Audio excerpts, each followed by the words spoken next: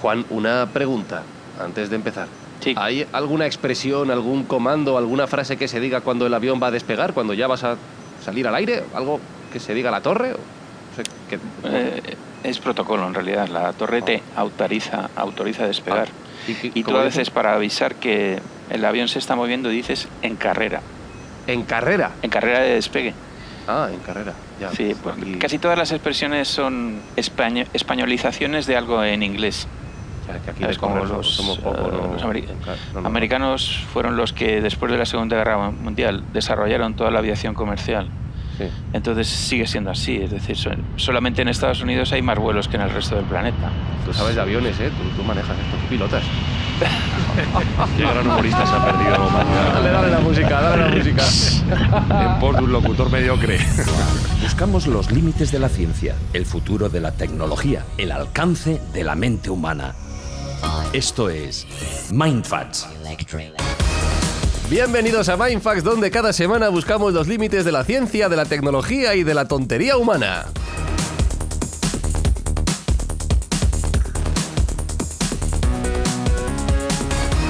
Es la peor entrada que hemos hecho, Alberto Espinosa, ¿eh? Sí, completamente lamentable. Menos mal que viene a aportar aquí alguien con conocimiento un poco de nivel. Es verdad. Menos mal que nos queda Jesús Callejo, porque si no... Sí, menos mal que es difícil superar esos límites. Y menos mal que hay que poner un poco también pie a tierra.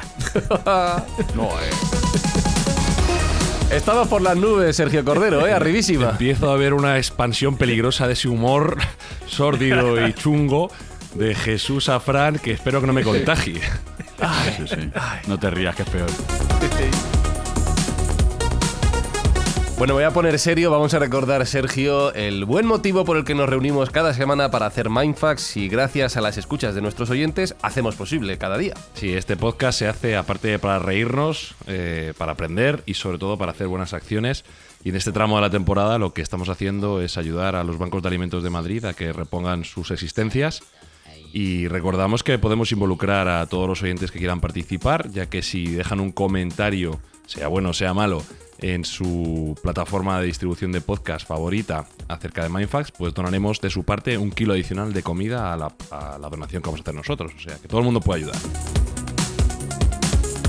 Pues dicho todo esto, arrancamos este episodio de Mindfacts sobre el pasado y el futuro de la aviación.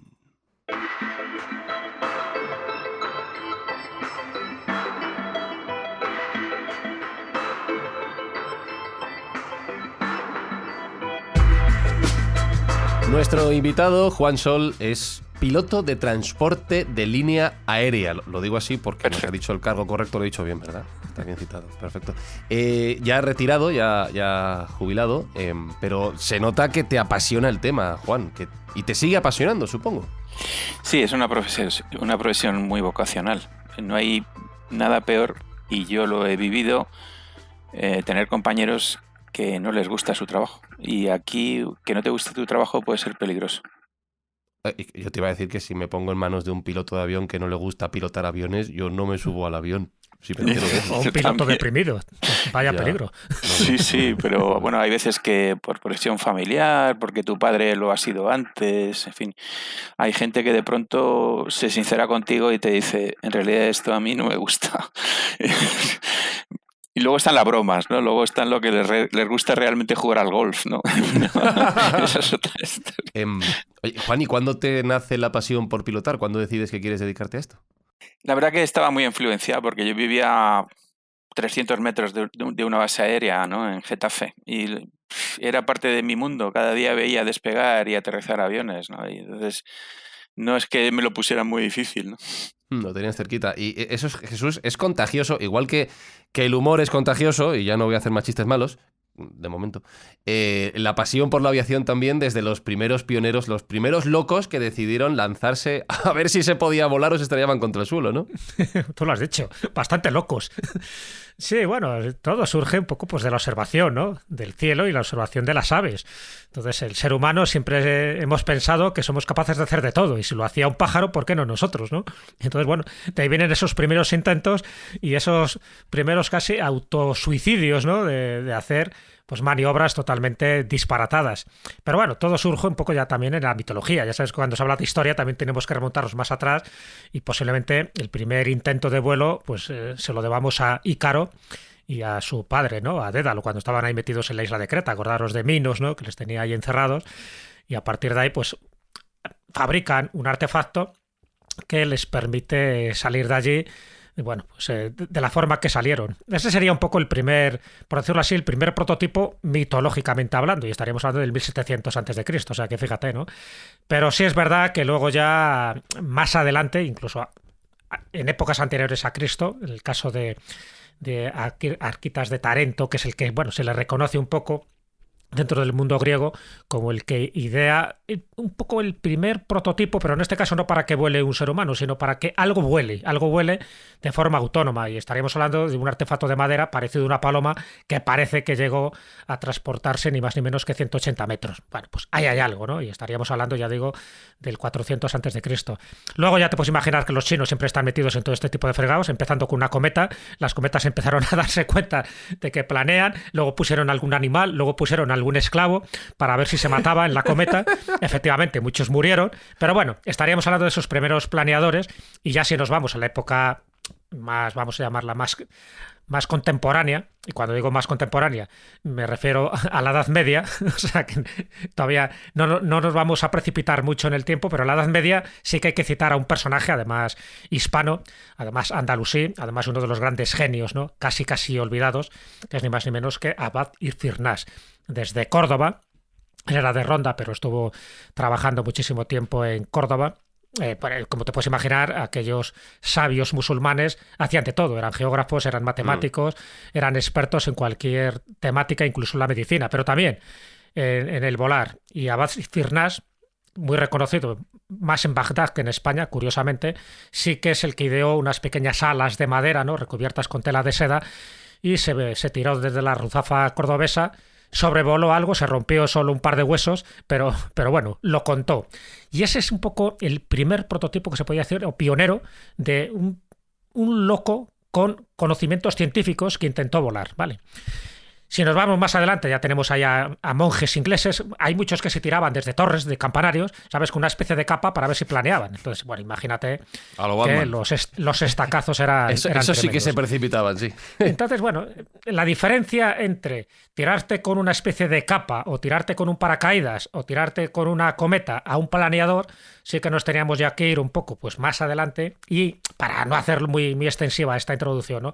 Sí que ahí nos iríamos a otros dos españoles, es decir, dejo de citar a ingleses y franceses que también hicieron sus barrabasadas, pero tenemos a un españolito muy poco conocido en estas lides, que era el maestro Rodrigo Alemán, y digo muy poco conocido en estas lides porque él era el que hace los coros, por ejemplo, de la Catedral de Toledo, la de Plasencia, lo decía Rodrigo. Bueno, pues cuando estuvo en Plasencia, que le encarcelaron por deudas, y en fin, porque era un poco vaina el tío, pues utilizó un recurso que era emular a las aves, comer todo tipo de aves, recoger las plumas, hacer el cálculo entre las plumas y el peso del ave, y hacer el cálculo de su peso con el armazón de madera que estaba construyendo, y tirarse desde la torre de la Catedral de Plasencia, sobrevolar el río Jerte, es verdad que hasta ahí llegó, y despanzurrarse, y muere en el 1515.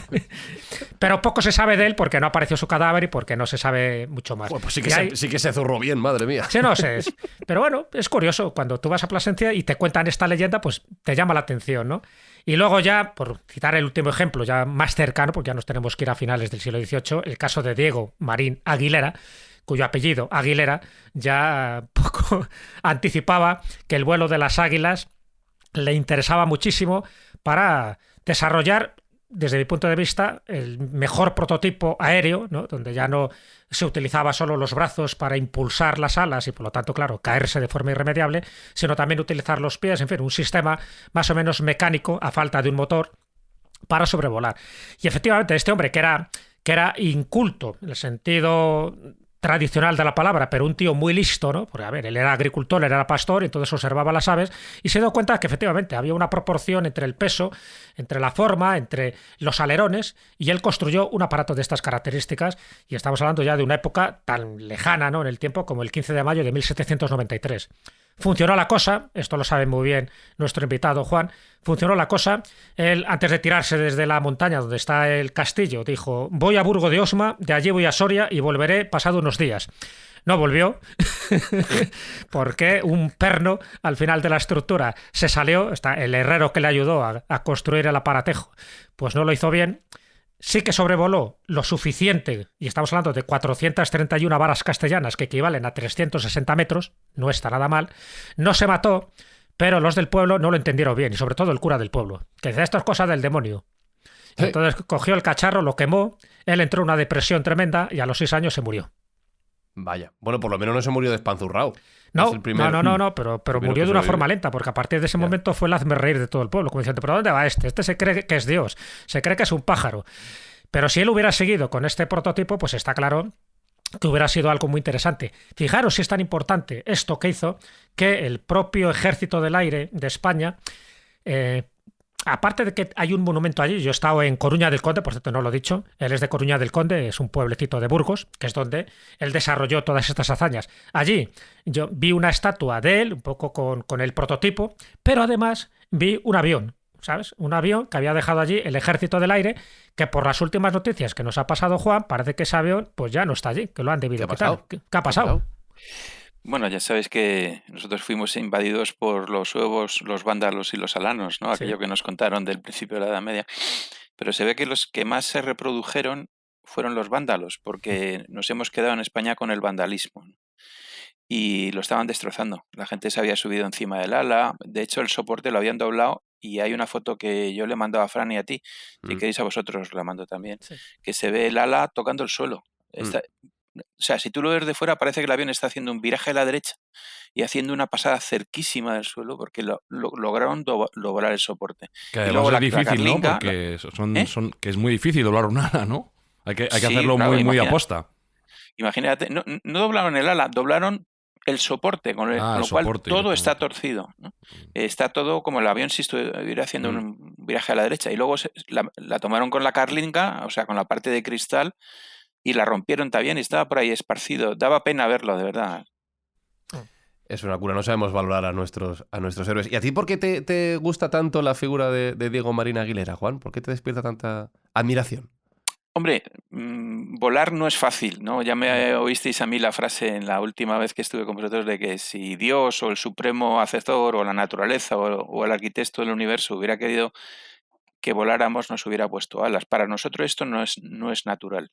Entonces, cualquier artefacto, por primitivo que sea, de alguien que quiera hacer eso, para mí me da mucho mérito. Desde luego que es admirable. Fíjate, Sergio, que hoy en día volar antes era un elemento de lujo, algo que hacían los privilegiados, los más pudientes, y ahora quien más, quien menos ha cogido uno o varios aviones en su vida. Sí. Bueno, a mí es que me encanta. Yo es uno de los hobbies que tengo. Ya sabéis que yo soy de letras puras, de latín y griego, pero me encantan los aviones. Lo cual a su vez me trae un trastorno familiar, porque mi pareja los aborrece completamente. Cada vez que tiene que subir avión hay que subirla casi atada.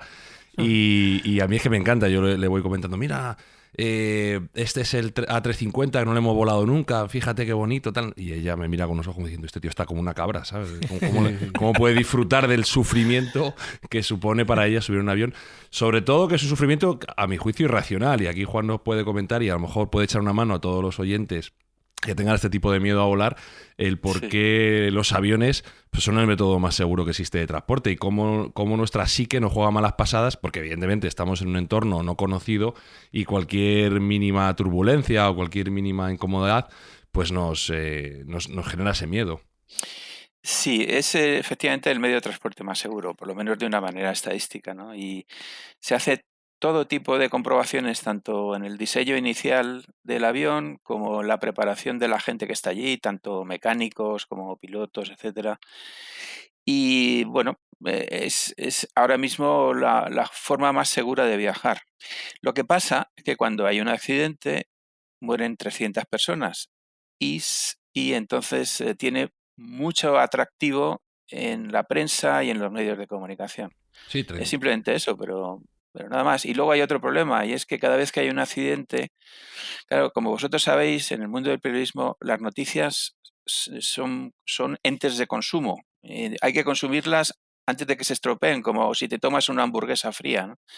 Entonces la gente busca siempre las causas. Entonces es imposible. A veces se tarda 2 años o más en averiguar las causas de un accidente, pero no vas a esperar 2 años a explicar una cosa. Entre otras cosas porque la gente se le olvida.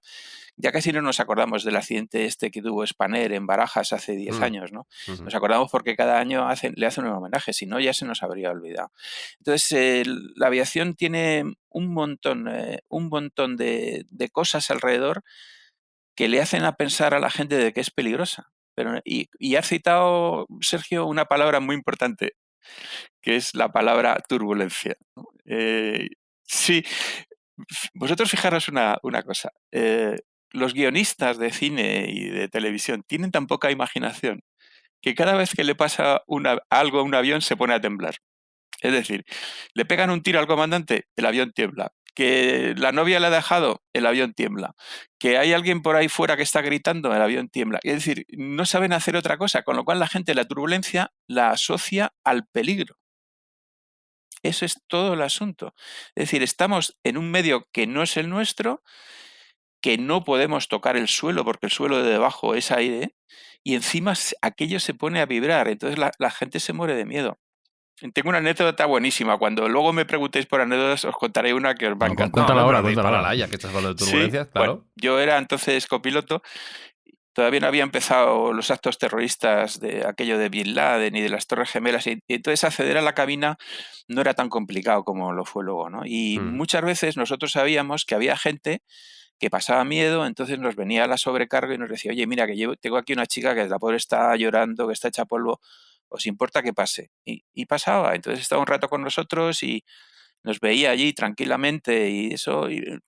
Y la verdad que muchas veces esa tranquilidad, no siempre. Y este es el caso que os quiero contar.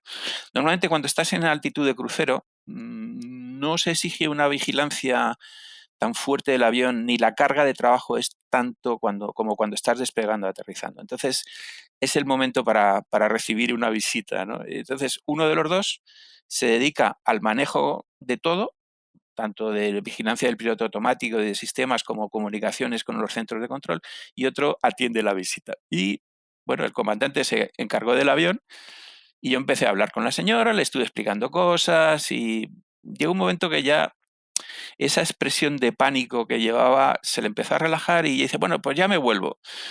Y entonces le dije a mi comandante, le digo, Rafa, que esta señora se va. Y entonces el comandante lo único que hizo fue volverse hacia atrás para saludarla. Y dice, ¿qué tal está usted? Y la otra, cuando vio que volvía la cabeza, le miró muy seria, le apuntó con el dedo y le dijo, usted mire para adelante. Como en un coche. Sí. Mira la carretera. Sí, sí. No, creo que ibas a decir que en ese momento giró el volante o algo y el avión se empezó a girar a lo loco. Sí, le dio con el codo y hizo ahí un bordo.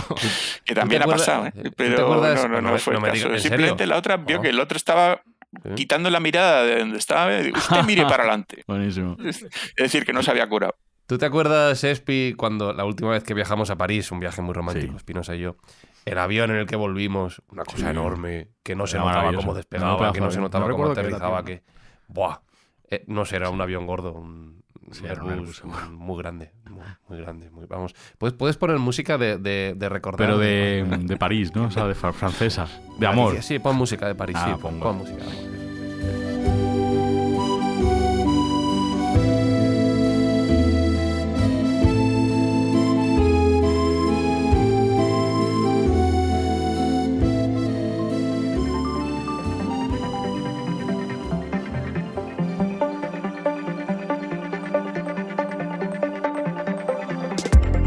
Bueno, Juan, empieza el examen. Aquí nuestro director Sergio ha preparado varias cuestiones que te quiere lanzar. Hay una que a mí me ha sorprendido. Yo no sabía esto, si es que es verdad.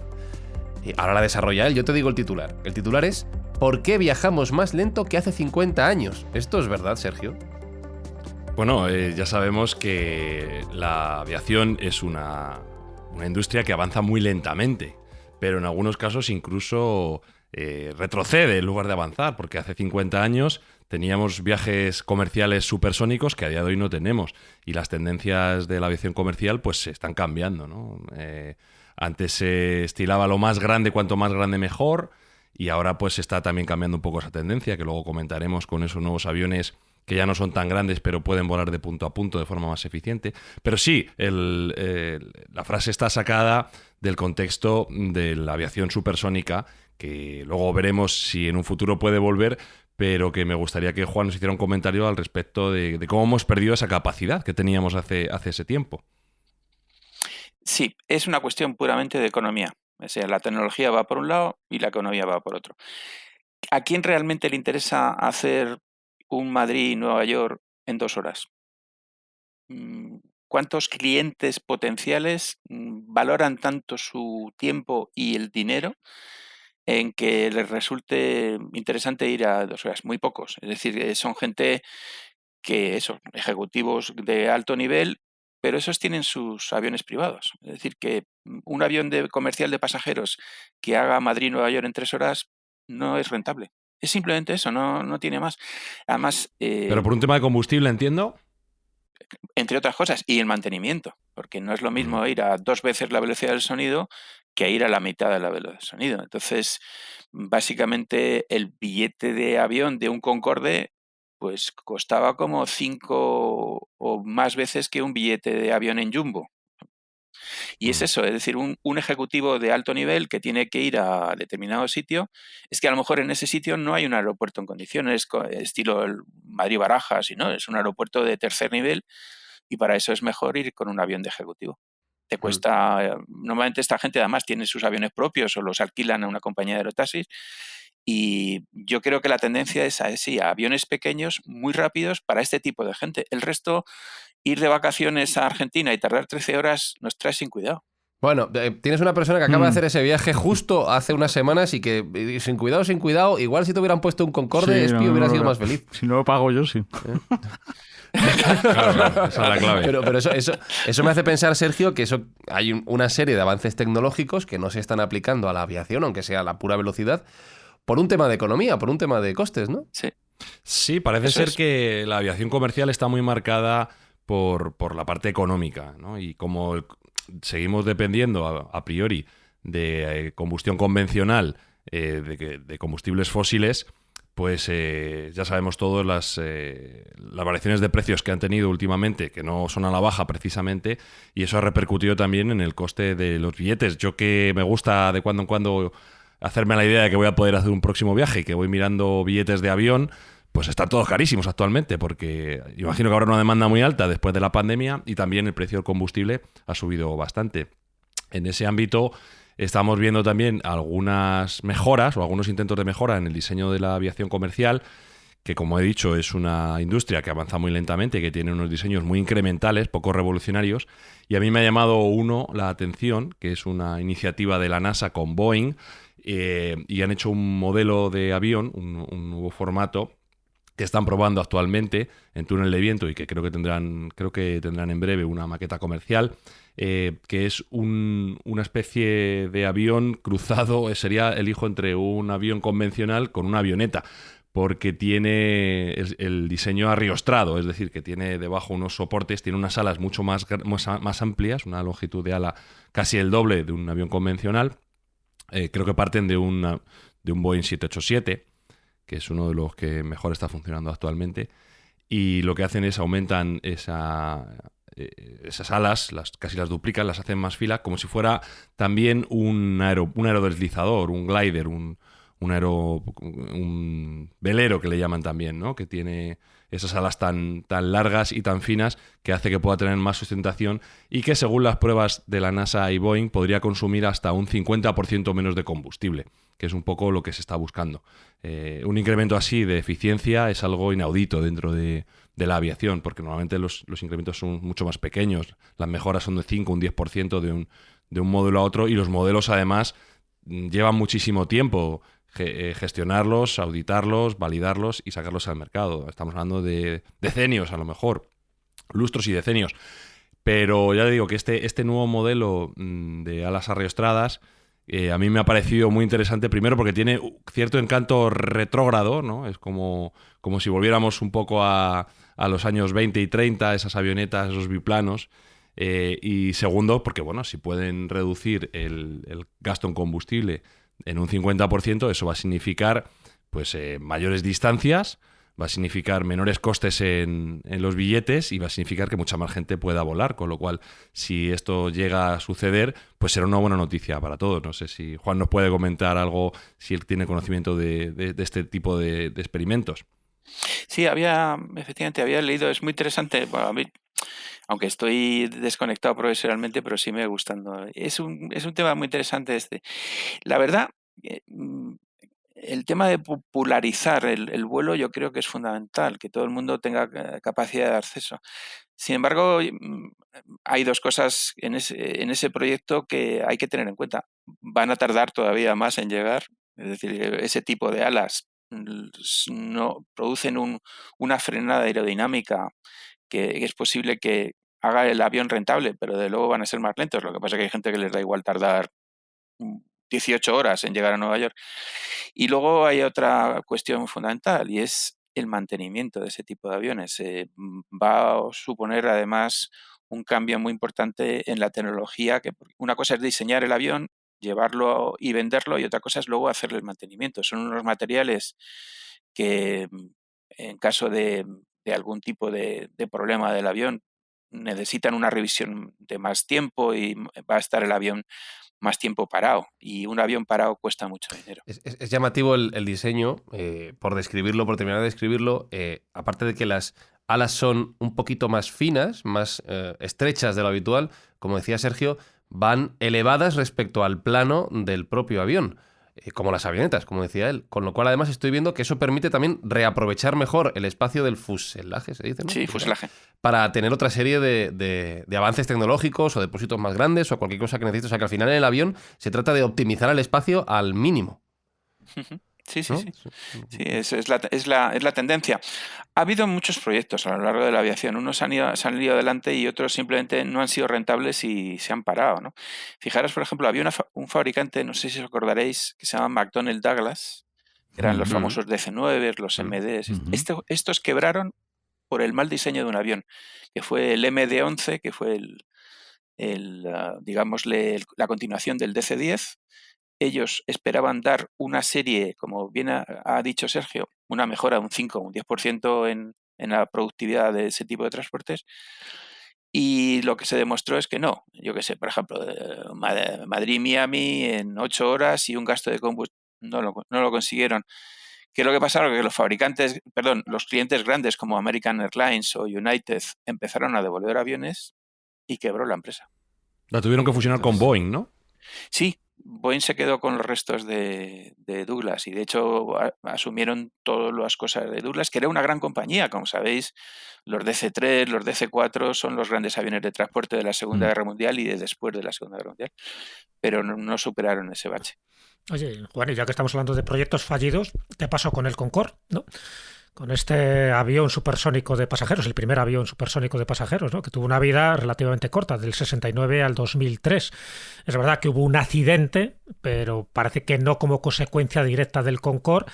Pero al final, ¿qué pasó? Que los gastos, en fin, la clientela no era rentable para utilizar un avión tan costoso, a pesar de que viajaba muy rápidamente y que lo hacía, pues yo creo que a 2 veces, ¿no?, la velocidad del sonido. ¿Qué pasó con el Concorde? Sí, eso es. El avión estaba condenado ya, es decir, es que desgraciadamente además tuvo un accidente, que fue algo así como el pretexto para terminar de cerrar el kiosco, ¿no? Pero el avión ya estaba condenado por lo que os he contado. ¿Cuánta gente puede llenar un avión que necesite estar en Nueva York en 3 horas? Esa es básicamente la pregunta. Luego, además, por dentro del avión, yo no lo he volado ni he estado dentro, pero por todos los comentarios que he oído de compañeros míos, gente que he conocido de Air France o de British Airways que lo volaron, era un avión bastante incómodo para los pasajeros. Pues vaya plan. Sí, les servían caviar, pero no, claro, a ver. Te estás retorciendo en el asiento mientras comes caviar. Sí, porque como ibas a estar 2 horas o 3 horas, no estaba pensado que te tumbaras. Por ejemplo, no podías el reclina del respaldo, el reclinador de respaldo, por ejemplo, a veces no funcionaba o era muy poco, porque en realidad vas a estar 3 horas. ¿Para qué te quieres tumbar? ¿Sabes? Entonces, si te tienes que reclinar, puedes meter menos asientos. Entonces, al llevar menos asientos, el avión todavía es menos rentable. Es decir, era un pez que se comía la cola. Qué barbaridad. Pues mira, yo hablando de proyectos fallidos, a mí me gustaría que comentáramos un poco el caso del auge, caída y resurrección del Airbus A380, que es mi avión favorito. Para los oyentes que no sepan nomenclaturas de aviación, pues es el avión de pasajeros más grande construido, si no recuerdo mal en la historia. Desde luego que está volando seguro. Y puede llevar hasta 850 pasajeros en una configuración concreta. Creo que si es configuración en 3 clases ya baja a 530, 540 pasajeros, pero sigue siendo muchísimo más que el segundo, que creo recordar que es el 777, Boeing 777-300 Extended Range, y que ha tenido una vida comercial corta, porque se pensaba que iba a ser un gran éxito para Airbus. Finalmente decayó su uso durante la pandemia, creo que fue el entierro definitivo ya casi del avión, pero ahora está habiendo otra vez una recuperación de esos modelos. Creo que Airbus no va a fabricar más, los que hay. Creo que no llegaron a hacer ni siquiera 1000, que el umbral de la rentabilidad para un avión comercial de ese estilo creo que está como en 1500 aproximadamente. O sea que se puede decir que es un proyecto que le ha costado dinero a Airbus, pero que, como digo, muchas compañías están recuperando. Su principal cliente, que es Emirates, está pidiendo a Airbus nuevas mejoras dentro del propio avión, y hay compañías que lo habían retirado, como Lufthansa o como Korean Airlines, que lo están recuperando, porque es un avión que, dentro de la problemática que tiene, que es cuatrimotor y que parece ser que consume muchísimo combustible, pero esa capacidad de poder llevar a tantísimos pasajeros hace que pueda tener un nicho de rentabilidad. Y a mí me gustaría que Juan nos comentara acerca de este avión, que, como digo, a mí es mi favorito. Yo, cuando he tenido la suerte de volarlo, me parece comodísimo porque hay mucho espacio para pasear. Incluso estuve en uno que tenía hasta un bar, cosa que, bueno, si mezclas ¿Este es el que tiene, tiene 2 pisos, primero. Sergio? Sí, tiene 2 pisos. ¿No? Creo que no fue el primero en tener 2 pisos, porque el 747 ya lo tuvo, sí. Y que acaban de terminarlo ahora mismo el 747, pero el 380 tiene un espacio genial, y una cosa que me encantaba a mí es que no hacía, o a mí me daba la sensación de que era muy silencioso y no se meneaba en absoluto. Podías estar en una zona de turbulencia donde otro avión pues sí diera más tumbos. Este era un auténtico plano como un vaso de agua, que no se meneaba absolutamente nada, y eso, bueno, a mí me parecía muy bueno, pero, como digo, para mi pareja, que es bastante histérica en este ámbito, pues fue bastante bueno también. Entonces quería comentar si Juan lo conoce y si ha volado en él, y qué opinión le merece este auge, caída y resurrección. No lo he volado. Desgraciadamente me habría encantado. Mi mujer siempre me hace gracia porque yo siempre digo, yo quiero volar aviones grandes. Pues no volé a aviones grandes. Lo máximo que he volado ha sido un avión de 200 pasajeros, pero es una gozada de avión. Todos los compañeros míos que tengo que lo han volado dicen que es maravilloso. Y apuntando a lo que dices tú, que está volviendo por un motivo adicional, además de lo que estás tú diciendo, es que si ahora mismo, en el día a día de cualquier persona, si quieres comprar un coche te van a tardar, ¿qué?, 1 año en dártelo. Pues imagínate cuando quieres comprar un avión. Los retrasos pueden ser tremendos. Entonces, ahora la tendencia es a los bimotores. Como bien has dicho, el Boeing 787 o el Airbus 350 son los que están marcando el mercado, y a eso es la tendencia. Un avión bimotor consume menos, estos además tienen una capacidad tremenda, pero es que no están llegando. Igual que no nos llegan los móviles o los teléfonos o los coches, no llegan los aviones. Entonces ha habido que sacarlos de Arizona, de los desiertos estos donde están metidos, o en Teruel, ¿no? Algunos. Claro, en Teruel hay algunos. Sacarlos, desempolvarlos y ponerlos a volar, aunque no sean rentables, porque está volviendo la demanda comercial. Entonces, mientras que les vienen los aviones nuevos, pues usan estos. Ese es otro de los motivos por los que están volviendo. Aún así, yo como piloto me encantaría que fuera el avión estándar, ¿no? Es una maravilla. Estáis hablando de aviones muy grandes, 2, 4 motores. Entiendo que eso chupa gasolina por un tubo, échale a gasolina y vamos. Y esta es una de las polémicas, Sergio, de los últimos años respecto a los aviones y al número de vuelos que hay constantemente en nuestro planeta, la contaminación. Me imagino que eso será algo que también los propios fabricantes de aviones tengan en mente. No lo sé. Sí, claro. Ya sabéis que todo el mundo cada vez tiene más concienciación al respecto del ambiente y de intentar causar el mínimo daño posible con las menores emisiones posibles de CO2. Y la aviación pues contribuye bastante con este tipo de emisiones, porque el consumo que tiene de queroseno y de combustible un avión pues es un consumo elevado. No tengo las cifras a mano actualmente de cuáles las emisiones que conlleva un vuelo, pero son altas. Podemos decir que son muy altas. Entonces, bueno, pues con toda esta corriente que hay de protección de la Tierra, pues evidentemente es un aspecto que hay que mejorar. Y en ese ámbito, pues las propias constructoras están aportando ideas y tratando de dar soluciones a este problema. Y hay dos vías principales que se pueden establecer. Una sería la utilización de menos combustible, aumentando la eficiencia, o bien utilizar combustibles que sean respetuosos con el medio ambiente, que tengan menos emisiones, como bueno, pues se han hecho pruebas con combustibles de materiales reciclados, de aceites reciclados, o incluso se estaba planteando también la posibilidad de volar con hidrógeno, aunque bueno, pues tiene otros componentes de dificultad, porque la ingeniería que habría que llevar para poder volar con hidrógeno pues es muy complicada. Y por último, la vía que otra gente considera que va a ser la dominante en un futuro a medio plazo, que sería un poco aplicar la misma revolución que ha habido en los vehículos de motor terrestres, es decir, en los coches, la electrificación de estos aviones, que conlleva una dificultad tremenda porque la densidad energética de las baterías a día de hoy es 50 veces menor que la del queroseno, pero ya está habiendo prototipos en este ámbito y aviones que están volando con energía eléctrica.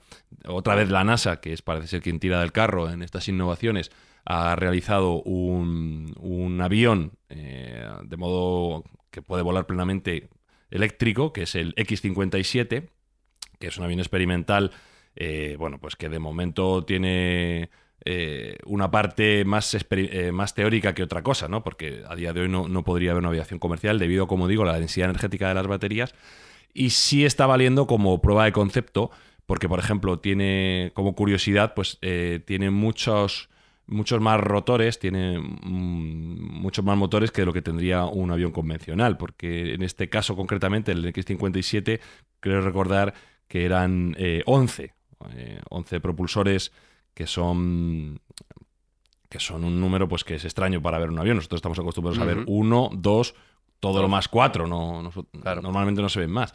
Y además tienen este tipo de aviones, están también diseñándose con la posibilidad de tener estos propulsores de lo que llaman, que son vectorizados, que pueden cambiar su ángulo.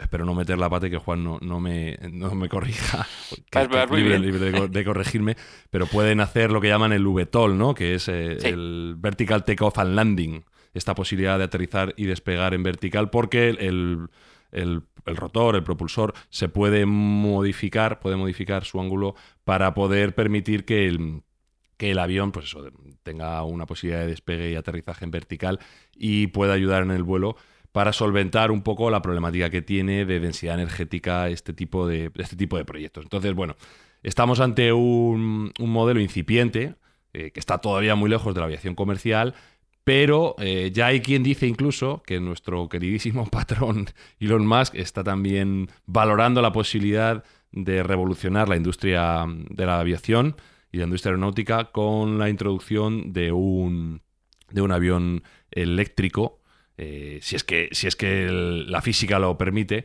y si es que pudiera ser competitivo al respecto de aviones convencionales, que a día de hoy parece difícil. No sé, Juan, ¿cuál es tu comentario a este respecto? Sí, bueno, insisto un poco en lo que decía antes. Cualquier iniciativa para mejorar el asunto que más nos preocupa, ¿no? Es de la contaminación y hablando en general ecológico, yo creo que es bienvenido, ¿no? Todos estamos muy concienciados de esto. La aviación, la verdad que para que una cosa se desarrolle desde cero necesita muchísimo tiempo de experimentación y luego de comprobación. Yo qué sé, lo primero que cuando leí de este tema del X-57, una de las cosas que se está planteando es que claro, un avión es completamente eléctrico. ¿Qué ocurre si se mete en una tormenta y le pega un rayo? Por decir algo, ¿no? Evidentemente tiene que tener otro tipo de protecciones de las que tiene un avión convencional. Y siempre estamos con el asunto de la famosa caja de Faraday, que todo lo que esté dentro no le va a influenciar, sí, pero en el momento que haya un polo, un trocito de algo que no esté en su sitio, te puede machacar el avión. Entonces, antes de que eso sea comercial y que sea rentable.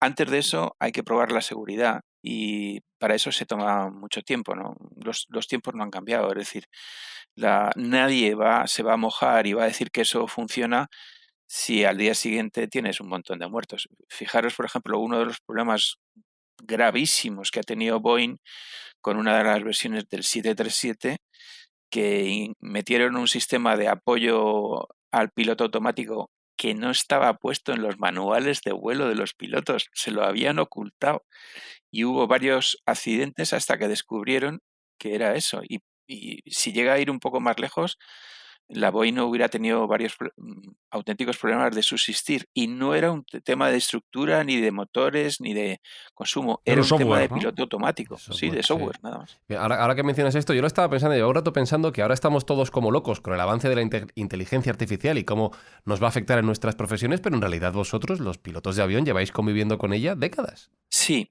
El cambio más importante ocurrió en la aviación militar con el F-16, que ya llevaba ese sistema que le llaman vuelo por cables, fly-by-wire, y luego el primer avión que apareció con esto en la aviación comercial de una manera masiva. Había habido antes aviones, pero ya que se ha utilizado de una manera normal es Airbus 320 con todas las variantes que han venido, ¿no? El 319, el 321, el 330, el 340, el 380 y ahora el 350. Todos esos, el piloto ahora ya no tiene un control manual directo sobre el avión. Hay alguien en medio que lo está filtrando. Está hecho por la seguridad, es decir, que hay pilotos que cometen errores, pero a veces lo que ocurre es que tienes que, a base de practicar, y no estoy diciendo que sea un avión que no sea seguro, simplemente que contestando a la pregunta de Fran, tienes que adaptarse a convivir con la inteligencia artificial. Uh-huh. Y el problema es que a veces, igual que hacemos con un ordenador o con un móvil, le tenemos que engañar para conseguir lo que queremos conseguir. Eso, cualquier persona que esté utilizando cualquier mecanismo electrónico hoy en día sabe que si pulsas aquí y le das a no sé qué, entonces te hace tal cosa que lo hace mal, entonces tienes que hacerlo al revés hasta que mejoren el software. De hecho, yo volaba un avión moderno, pero un poco más convencional, que era el McDonnell Douglas MD-80, la serie 88 y 87, y cuando me cambiaron al Airbus, un compañero mío muy aficionado a la electrónica y a la informática me dijo: cuando lleves 6 meses te darás cuenta que eres un beta tester. Joder, pues, me asusta un poco. Si me tranquiliza eso. Sí, porque están haciendo continuamente cambios. Es decir, hay una cosa que se demuestra que no está, entonces desarrollaron una cosa, mientras que la desarrollan te dicen, si te dice el avión que hagas esto, no lo hagas. Pero que tienes que aprender a convivir con ello, es decir, que es lo que hay hoy en día, ¿no? ¿El avión es más seguro? Para mí sí, pero tienes que tener tu parte ahí de colaboración, ¿no? Porque si no, si le haces caso a todo lo que dice, no tienes que tener tu propio criterio, que de alguna manera también justifica nuestro puesto de trabajo. Es decir, que ya sabéis que la gran intención de todos los empresarios es aviones sin pilotos, pero hoy de momento no lo han conseguido. Bueno, ahí quería llegar yo, quería hacerte una consulta, porque una propuesta que ha sido muy polémica para democratizar los vuelos y para hacerlos mucho más económicos ha sido la posibilidad de volar los aviones remotamente, porque la tecnología está y se podría hacer aviones como si fueran drones, pilotos en tierra en lugar de en vuelo, y eso parece ser que abarataría muchísimo, o eso dicen algunas voces, abarataría muchísimo el coste del vuelo. Ahora, ¿cuánta gente estaría dispuesta a montarse en un avión sin piloto? Yo creo que lo haría. Fíjate, yo creo que estaría dispuesto. Porque igual el concepto natural humano es decir, si me mato yo, que se mate este, ¿no? Que es el responsable. Que vaya un señor ahí con el volante cogido, por favor. Que se monte la madre de Elon Musk como con sí, pero curiosamente la tendencia lógica sería pensar, un humano en teoría puede cometer más errores que una máquina, con lo cual deberíamos estar más seguros volando a cargo de una máquina o con un humano supervisando desde tierra, que sería mucho más económico. Pero es verdad que nos daría a todo el mundo nos daría como un confort adicional el pensar que hay alguien ahí, ¿no? Que se está jugando la piel como nosotros y que le interesa como nosotros que aquello llegue bien. Que hay alguien al volante, y nunca mejor dicho. ¿Cómo lo ves, Juan? ¿Crees tú que esto puede llegar a ser en algún momento tendencia o no?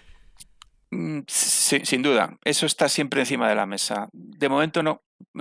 Es que además muchas veces nos venden un tipo de situaciones que, os lo cuento de otra manera. Hace un par de años o 3 se cayó un Boeing indonesio a poco de despegar y iba hacia Vietnam, no sé si os acordáis, y se perdió. Fue casi El a la Lion Air, vez ¿no? sí, fue casi a la vez que el que derribaron bueno, no se sabe si fueron los ucranianos o los soviéticos, pero vamos, alguien lo derribó.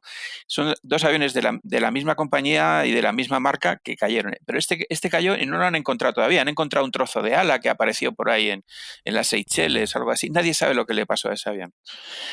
Y ya sabéis que hay una serie de frases que siempre se dicen en un avión, en un accidente de aviación, aunque a lo mejor no es eso. Una de ellas es: el avión desapareció de las pantallas de radar.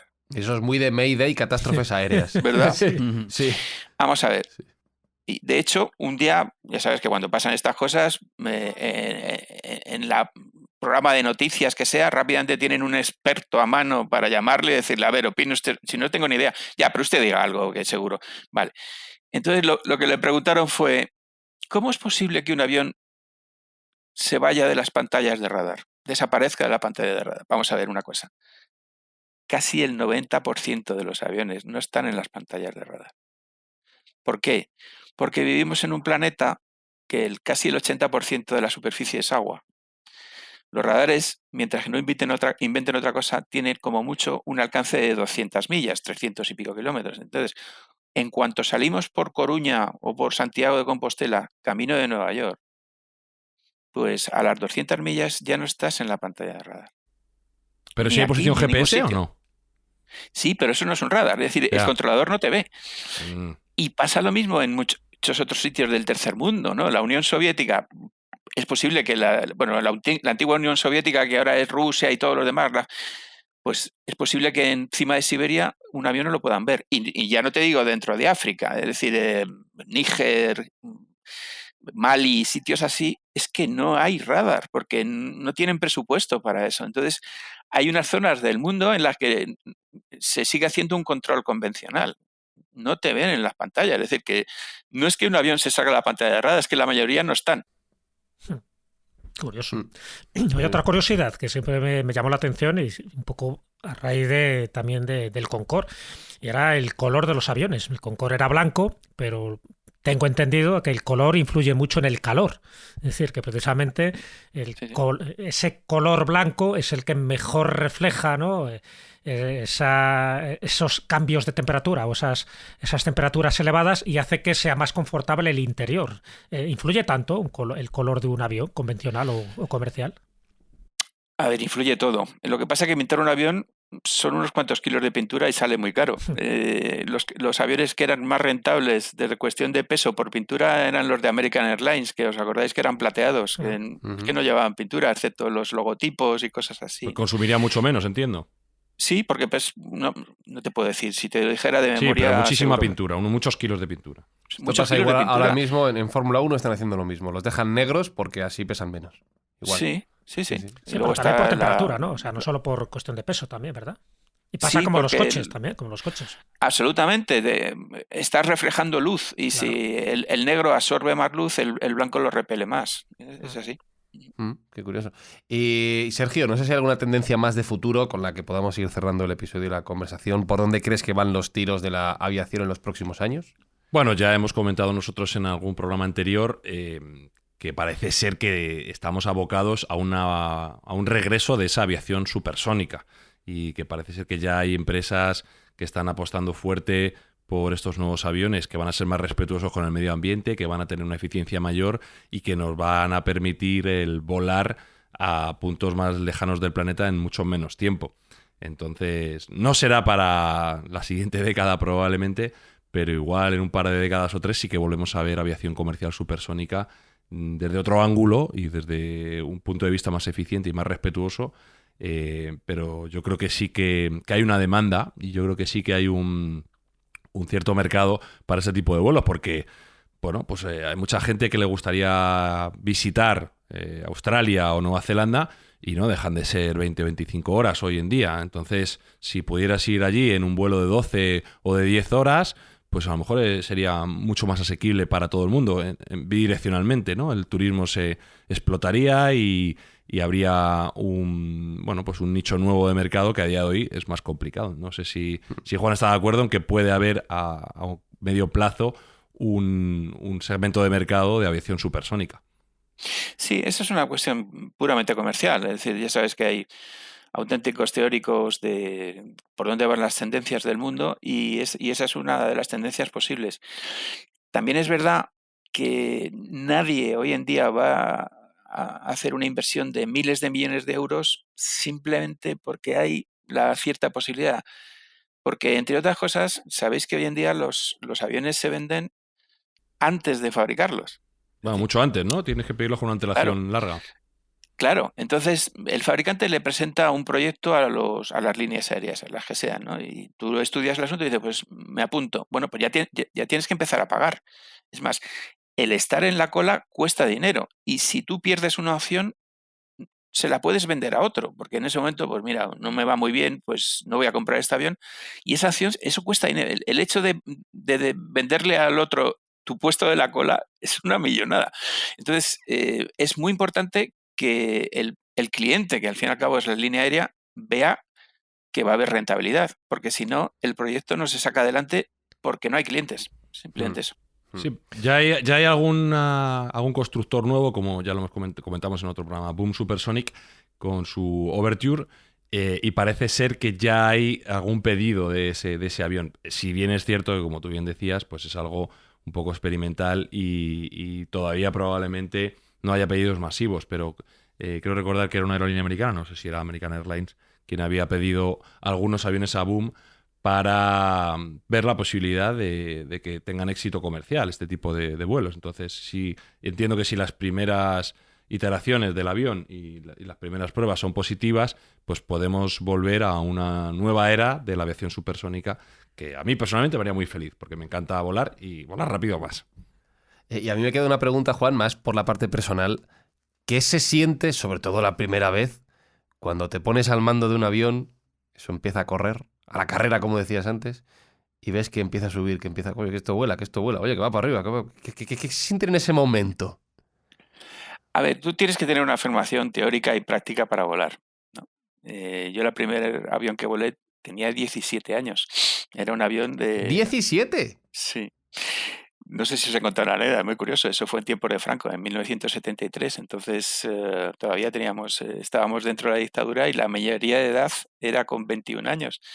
Y tú no podías tener carnet de conducir hasta que no fueras mayor de edad. Entonces yo durante 4 años fui piloto, pero no podía conducir coches. y entonces a ti te pueden preparar de todas las maneras. Puedes llegar a, no sé, por decir de alguna manera, llegar a tener el nivel técnico de un ingeniero, pero en el momento que el avión se va al aire, tú piensas que es un milagro. ¿Me explico? Sí, Es sí. algo que está... No lo tienes interiorizado. Es decir, tú no estás en tu medio y aquello, notas que las alas te llevan para arriba. Y dices, perdón la expresión, coño, esto funciona, ¿sabes? Es un tema muy bonito y es una experiencia muy personal y que solamente la experimentas el primer día. Evidentemente, 10 segundos antes de que eso pasara, porque es tu primer vuelo. Yo estoy hablando de mi primer vuelo solo. Claro, el primero sobre todo. Claro, durante 12 o 15 horas, no me acuerdo, estuve volando con un instructor. También tiene el mérito ese que diga, chico, tú vales para esto, porque si no, si ve que me voy a matar, no me deja volar solo. Es decir, que hay mucho mérito también en los instructores, pero en el momento que a ti te dices, ¡hala, ya te puedes ir, chaval! Se baja el señor del avión, te atan y te vas rodando hasta la cabecera de pista para despegar. Yo recuerdo que me temblaban las piernas de una manera que parecía que tenía Parkinson, ¿no? Porque sí, sabes que le has demostrado a tu profesor que vales, pero estás solo. ¿Sabes? No hay vuelta, ya no hay vuelta atrás. ¿Y han sido cuántos vuelos más o menos? No te puedo contabilizar los vuelos, pero he llegado a casi, no he llegado, pero a casi 20.000 horas de vuelos. Fíjate. Pues Durante ha sido 40 y un tantos placer. años. Sí, una barbaridad. Pues un placer aprender contigo, Juan, una vez más. Ya ha estado con nosotros en la Escóbula de la Brújula. Os animamos a a escucharle allí también, pero te tendremos de nuevo en Mindfax, ¿por qué no?, para comentar nuevos avances de los que seguro que estás súper pendiente, porque yo te veo al tanto de todo. Bueno, ya los que me conocéis sabéis que no es mi afición principal, ¿no? El ser humano tiene que desarrollarse. Si me hubiera dedicado solamente a aprender de aviación, hubiera perdido muchas cosas. A mí, como bien sabéis, me encanta la historia, me encanta la gastronomía, me encanta la informática, es decir, que hay varios sitios donde está, pero evidentemente mi vocación era la de piloto y me gusta estar conectado. Este es tu Pues podcast, estaremos gastronomía, historia y pásaselo bien, este es tu podcast. Sí. Lo que nos gusta. Toda la parte de gastronomía. Pues Juan Sol, muchísimas gracias por acompañarnos hoy aquí en Mindfax, de verdad. Un placer como siempre.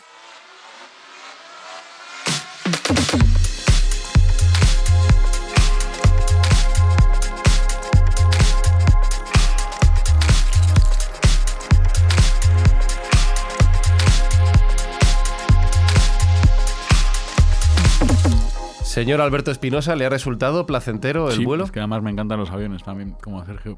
Sí. Buenas 13 horas ahí, te metiste de ida y otras 13 de vuelta. Esa parte no me gusta porque iba un poquito apretado, pero me encantan los aviones. En frasco pequeño, ¿no? Como a Sergio, me encantan. Vale. Jesús Callejo, ¿tú también eres avionófilo? Sí, he viajado muchísimo. Es la única forma de conocer lugares lejanos y exóticos. Viajar. Es verdad que hay viajes más cómodos, otros más incómodos. Es verdad que nunca he viajado en primera clase. Me gustaría algún día esa experiencia. Pero en segunda clase, con la incomodidad, aún así lo paso bien. Así que lo demás tiene que ser tremendo.